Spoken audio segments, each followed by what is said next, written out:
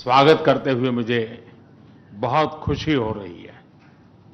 उनकी यात्रा ऐसे समय हो रही है जब हमारे द्विपक्षीय संबंध कई ऐतिहासिक माइलस्टोन के दौर से गुजर रहे हैं। ठीक 25 वर्ष पहले राष्ट्रपति पुतिन ने हमारी स्ट्रेटेजिक पार्टनरशिप की नींव रखी थी। 15 वर्ष पहले 2010 में हमारी साझेदारी को special and privilege strategic partnership का दर्जा मिला। पिछले 2.5 दशक से उन्होंने अपने नेतृत्व और दूरदृष्टि से इन संबंधों को निरंतर सींचा है। हर परिस्थिति में उनके नेतृत्व ने आपसी संबंधों को नई ऊंचाई दी है। भारत के प्रति इस गहरी मित्रता और अटूट प्रतिबद्धता के लिए मैं राष्ट्रपति पुतिन का, मेरे मित्र का हृदय से आभार व्यक्त करता हूं। फ्रेंड्स, पिछले 8 दशकों में विश्व में अनेक उतार चढ़ाव आए हैं।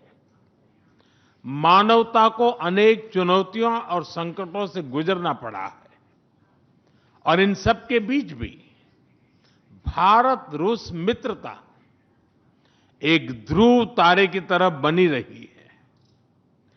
परस्पर सम्मान और गहरे विश्वास पर टिके ये संबंध समय की हर कसौटी पर हमेशा खरे उतरे हैं।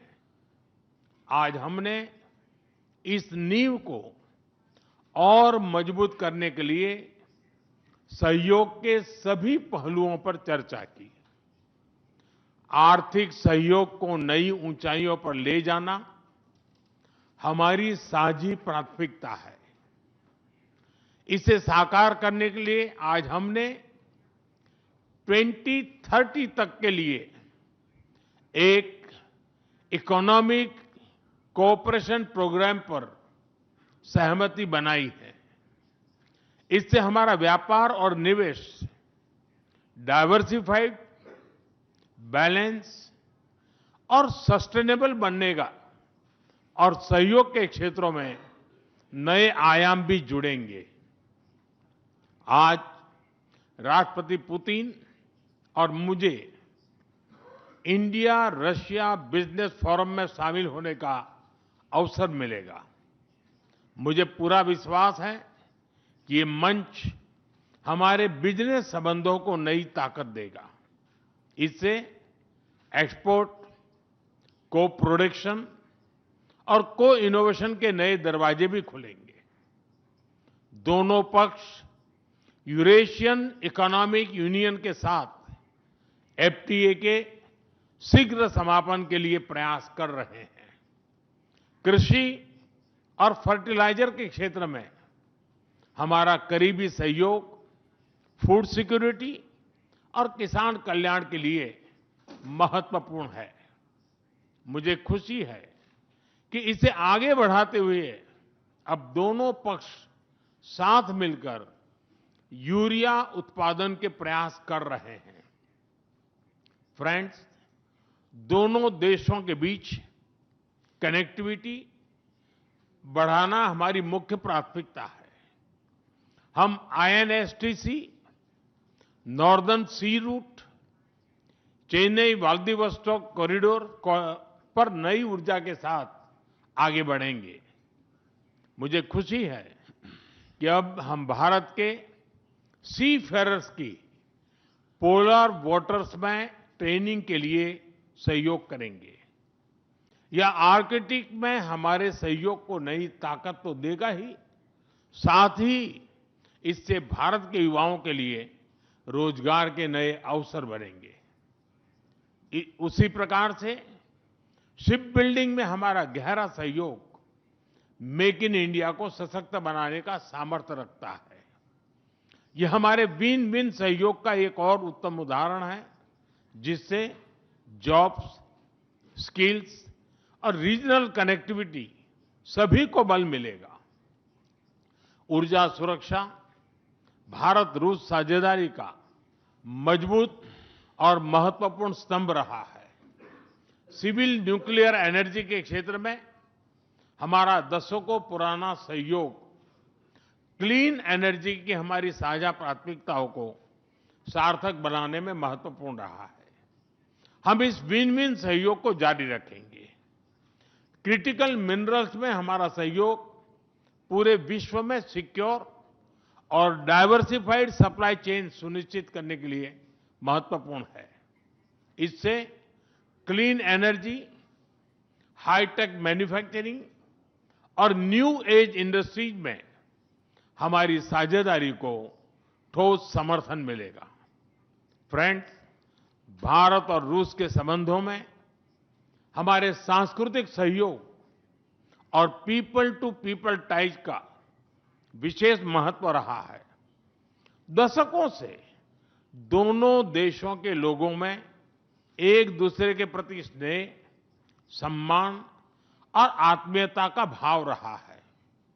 इन संबंधों को और मजबूत करने के लिए हमने कई नए कदम उठाए हैं। हाल ही में रूस में भारत के 2 नए कॉन्सुलेट्स खोले गए हैं। इससे दोनों देशों के नागरिकों के बीच संपर्क और सुगम होगा और आपसी नजदीकियां बढ़ेगी। इस वर्ष अक्टूबर में लाखों श्रद्धालुओं को काल्मिकिया में इंटरनेशनल बुद्धिस्ट फोरम में भगवान बुद्ध के पवित्र अवशेषों का आशीर्वाद मिला। मुझे खुशी है कि शीघ्र ही हम रूसी नागरिकों के लिए निःशुल्क 30 डे ई टूरिस्ट वीजा और 30 डे ग्रुप टूरिस्ट वीजा की शुरुआत करने जा रहे हैं। मैन पावर मोबिलिटी हमारे लोगों को जोड़ने के साथ साथ दोनों देशों के लिए नई ताकत और नए अवसर क्रिएट करेगी। मुझे खुशी है कि इससे बढ़ावा देने के लिए आज 2 समझौते किए गए हैं। हम मिलकर वोकेशनल एजुकेशन, स्किलिंग और ट्रेनिंग पर भी काम करेंगे। हम दोनों देशों के स्टूडेंट्स, स्कॉलर्स और खिलाड़ियों का आदान प्रदान भी बढ़ाएंगे। फ्रेंड्स, आज हमने क्षेत्रीय और वैश्विक मुद्दों पर भी चर्चा की। यूक्रेन के संबंध में भारत ने शुरुआत से शांति का पक्ष रखा है। हम इस विषय के शांतिपूर्ण और स्थायी समाधान के लिए किए जा रहे सभी प्रयासों का स्वागत करते हैं। भारत सदैव अपना योगदान देने के लिए तैयार रहा है और आगे भी रहेगा। आतंकवाद के विरुद्ध लड़ाई में भारत और रूस ने लंबे समय से कंधा मिलाकर सहयोग किया है। पहलगाम में हुआ आतंकी हमला हो या क्रोकस सिटी हॉल पर किया गया कायरतापूर्ण आघात, इन सभी घटनाओं की जड़ एक ही है। भारत का अटल विश्वास है कि आतंकवाद मानवता के मूल्यों पर सीधा प्रहार है और इसके विरुद्ध वैश्विक एकता ही हमारी सबसे बड़ी ताकत है। भारत और रूस के बीच यूएन, G20, ब्रिक्स, एससीओ तथा अन्य मंचों पर करीबी सहयोग रहा है। करीबी तालमेल के साथ आगे बढ़ते हुए हम इन सभी मंचों पर अपना संवाद और सहयोग जारी रखेंगे। एक्सेलेंसी, मुझे पूरा विश्वास है कि आने वाले समय में हमारी मित्रता हमें ग्लोबल चैलेंजेस का सामना करने की शक्ति देगी और यही भरोसा हमारे साझा भविष्य को और समृद्ध करेगा। मैं एक बार फिर आपको और आपके पूरे डेलीगेशन को भारत यात्रा के लिए बहुत बहुत धन्यवाद देता हूं। स्पासिबा।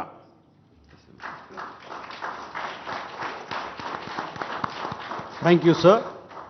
May I now request His Excellency, Mr. Vladimir Putin, President of the Russian Federation, to give his remarks to the media.